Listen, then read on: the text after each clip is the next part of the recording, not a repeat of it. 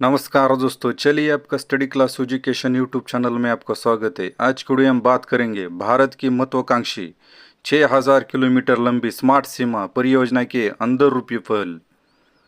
क्या smart border परियोजना वास्तव में स्मार्ट है? स्मार्ट बॉर्डर पूर्ण दृश्यता का वादा करते हैं। समस्या है कि दृश्यता और नियंत्रण एक ही चीज़ नहीं है। भारत की नई स्मार्ट बॉर्डर परियोजना एक वैश्विक धारणा को साकार करती है कि सेंसर, सॉफ्टवेयर और एआई भौगोलिक स्थिति, मानव संसाधन और अनिश्चिति की भरपाई कर सकते हैं। केंद्रीय गृह मंत्री अमित शाह द्वारा सीमा सुरक्षा बल बीएसएफ रुस्तमजी समृद्धि व्याख्यान में आधिकारिक तौर पर घोषित इस पहल के पीछे की महत्वाकांक्षा व्यापक है। इस योजना के तहत 6000 किमी लंबी अग्रिम पंक्ति की रक्षा प्रणाली को उन्नत बनाने के लिए पुरानी भौतिक अवसंरचना को स्वचालित सेंसर ग्रिड से प्रतिस्थापित किया जाएगा, जिसमें ड्रोन डिटेक्शन रडार, थर्मल कैमरे और माइक्रो यूवी को एक ही कमांड डैशबोर्ड में एकीकृत किया जाएगा। अब सिर्फ जमीनी स्तर पर सैनिकों की तैनाती काफ़ी नहीं है।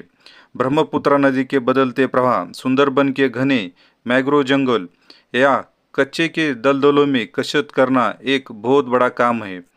भारत की सीमाओं की प्रौद्योगिकी से उन्नत करना कोई विकल्प नहीं है, यह एक आवश्यकता है। असली सवाल यह है कि क्या हम इससे जुड़े नुकसानों को संभालने के लिए तैयार हैं।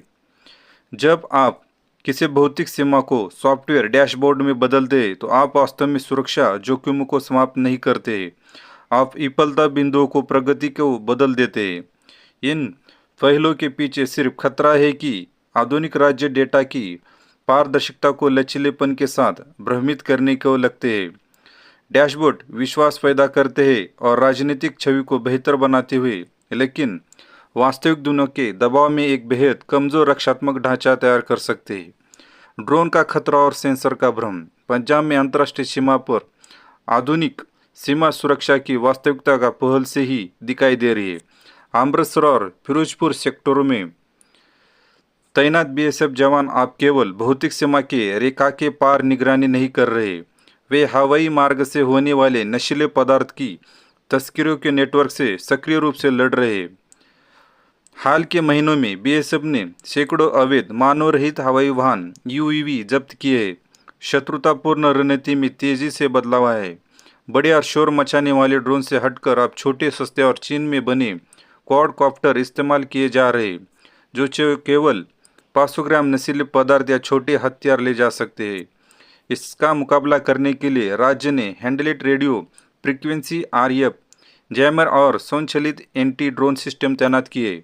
फिर भी ये छोटे, कम ऊंचाई पर उड़ने वाले ड्रोन अक्सर फ्रीक्वेंसी हपिंग प्रोटोकॉल का उपयोग करते हैं और इनमें रडार ऑडियो सिग्नेचर की कमी होती है, जिससे यह अक्सर सामान्य स्वचालित पहचान को चकमा देकर चुपचाप कृषि क्षेत्रों में दुर्घटनाग्रस्त हो जाते हैं और बाद में स्थानीय खुफिया एजेंसियों द्वारा बर्बाद किए जाते हैं। इससे स्वचालित सेंसर ग्रिड की मूल कमजोरी उजागर होती है। यह युद्ध क्षेत्रों को जमीन से हटाकर डेटा इनपुट पर केंद्रित कर देता है। डिजिटल सुरक्षा नेटवर्क को बाधित करने के लिए विरोधी बल के सैन्य कमांड केंद्रों में सेंध लगाने के लिए किसी परिष्कृत साइबर हमले की आवश्यकता नहीं होती।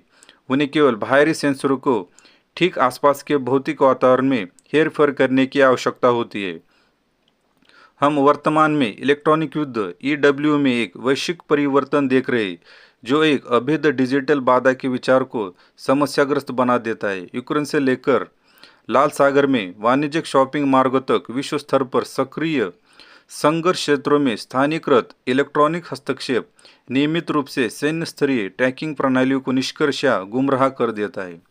क्षेत्रीय सीमा में इसे अछूती नहीं, वाणिज्यिक विमान डेटा ने सीमाओं के पास global navigation satellite system GNSS और जीपीएस बुकिंग में गंभीर उछाल दर्ज किया है, जहां वाणिज्य कॉकपिट उपकरण अचानक पूरी तरह से गलत निर्देशांक रिकॉर्ड करते हैं, जबकि एकीकृत सीमा ग्रिड सेंसर फ्यूजन और पर निर्भर करता है, जहां एल्गोरिथम की किसी विसंगति की पुष्टि करने के लिए रडार, थर्मल और दृश्य धाराओं को संयोजित करते हैं, तो स्थानीय स्तर पर की गई धोखाधड़ी भ्रम पैदा कर सकती है।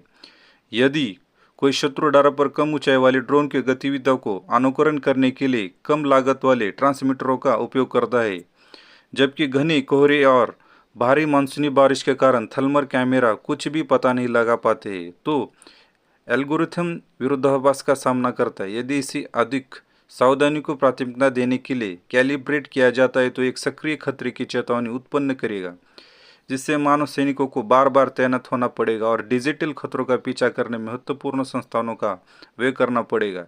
इन डिजिटल विसंगति को उत्पन्न करके एक विरोधी बल सीमा रेखा पार किए बिना निरंतर क्षति पहुंचा सकता है और कमान के निर्णय को बाधित कर सकता है। यही आज की वीडियो में जो खास बात थी, जो भारत का प्रोजेक्ट है 6000 केमिकल AI। अगर ऐसी नॉलेजेबल आपको वीडियो देखने तो इस चैनल को सब्सक्राइब कर लीजिए। धन्यवाद।